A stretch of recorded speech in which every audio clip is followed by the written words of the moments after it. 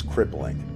I offered to get us a hotel room, but because I spent so much on the house, she agreed to tough it out one more night. When we got back to the house, we packed everything up so we could leave right after my meeting in the morning.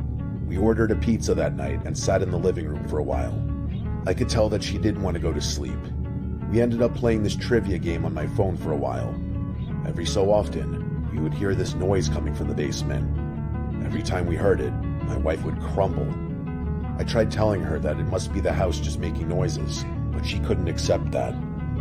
While we were sitting there, I decided to go and check the basement again. She begged me not to, but I told her that I wanted to prove that the house is safe and that she had nothing to worry about. I went down there and looked all around the room. There were boxes of storage everywhere. There was only one light, and it wasn't a good one. It gave off a dim yellow glow. Just as I was about to head back upstairs, something caught my eye. I turned back around, and standing in the corner of that room was a man in a red hat. He was standing so still that I swear I thought it was a hat rack or even a mannequin. I moved a little closer, and the man blinked. I freaked out and ran upstairs. I told my wife to get to the car right away, and I'll grab the bags. We had 3 bags in total. I grabbed 2 bags and threw them outside. My wife loaded the bags into the car as I ran inside to grab the final bag. I ran to the bedroom, grabbed our chargers out of the wall and the last bag. As I was running to the door, I noticed that the basement door was open, and the closet was now slightly ajar. I took a deep breath, and I sprinted past the closet and the basement door.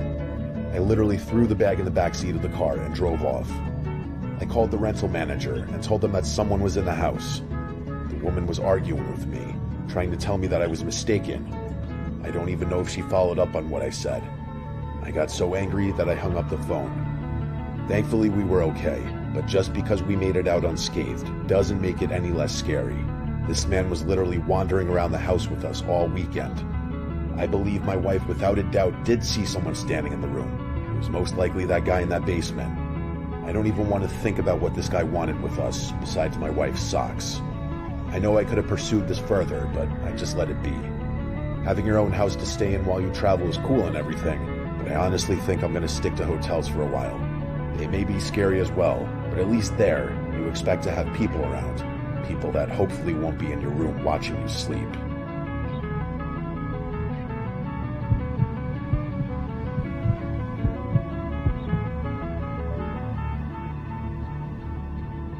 I like to travel, but I don't like to travel alone. So sometimes I'll pay the way for the girl I'm seeing at any time to accompany me.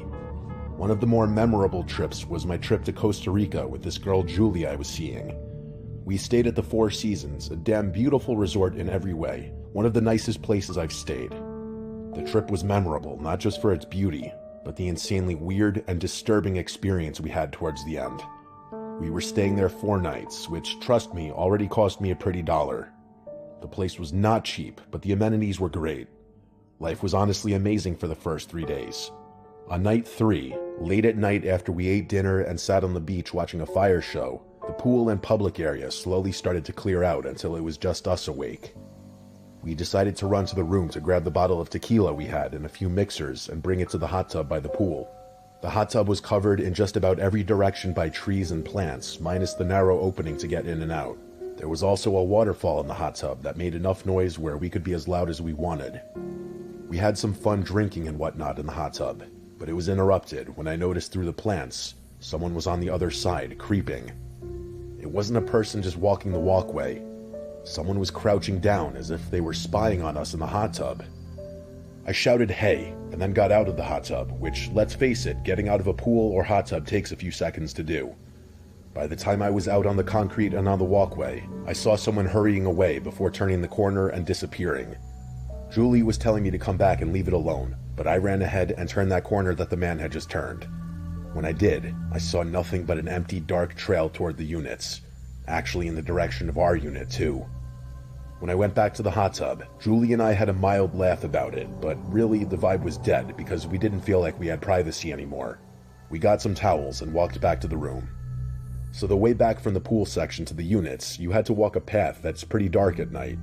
It was right between the buildings to one side and jungle on the right.